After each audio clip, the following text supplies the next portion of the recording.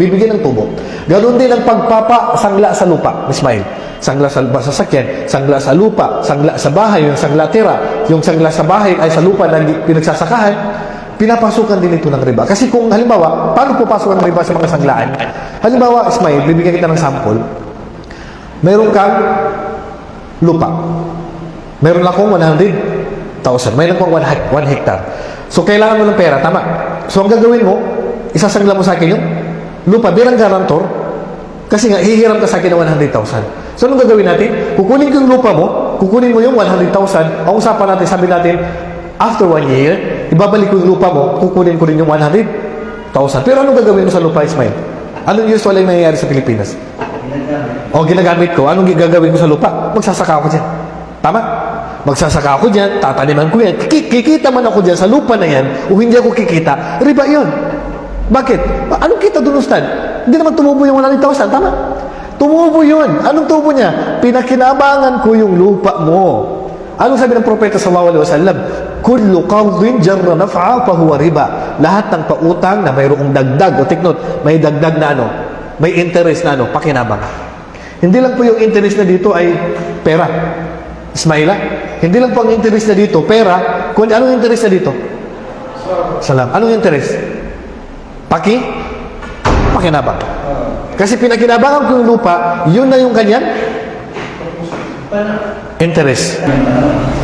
Kasi ang pera pinagagamitin kasi inutang mo na yun eh. Pero ang problema sa akin, bro, yung lupa na yung sinangla sa akin, babalik pa sa akin yung pera plus ano nangyari? Nakinabang ako sa yun yung kanyang interest.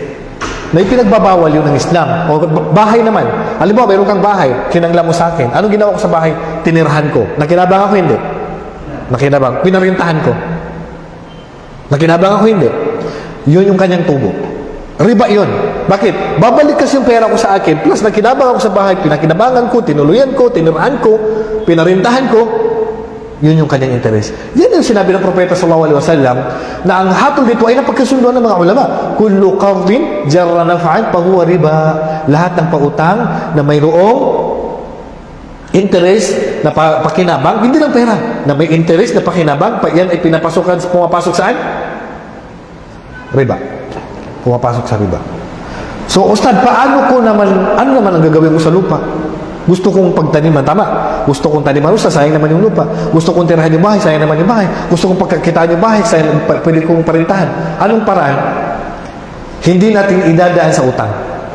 Anong solusyon? Huwag mong idaan sa utang.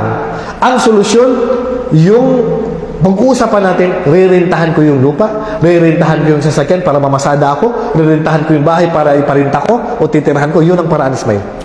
Ang paraan, rirentahan. Ano ibig sabihin nun, rirentahan? Yung pera na kukunin mo sa akin, hindi mo na ibabalik yan. Renta na kasi. So, pwede ko na magkakitain itong lupa mo. Kahit million pagkikitain ko dyan, walang riba doon. Kahit million pagkikitain ko sa bahay na yan, walang riba doon. Bakit? Kasi nirentahan ko na eh. Yung pera na kinuha mo sa akin, hindi na utang yun. Kasi kung babalik sa akin yung pera na yan, riba. Yun yung tubo niya. Nakinabang ako doon. Kaya dapat maintindihan na mga kapatiran natin ano ang tamang paraan at pinagbabawal sa Islam sa pagsasangla. Kaya iwasan talaga yung ganung paraan.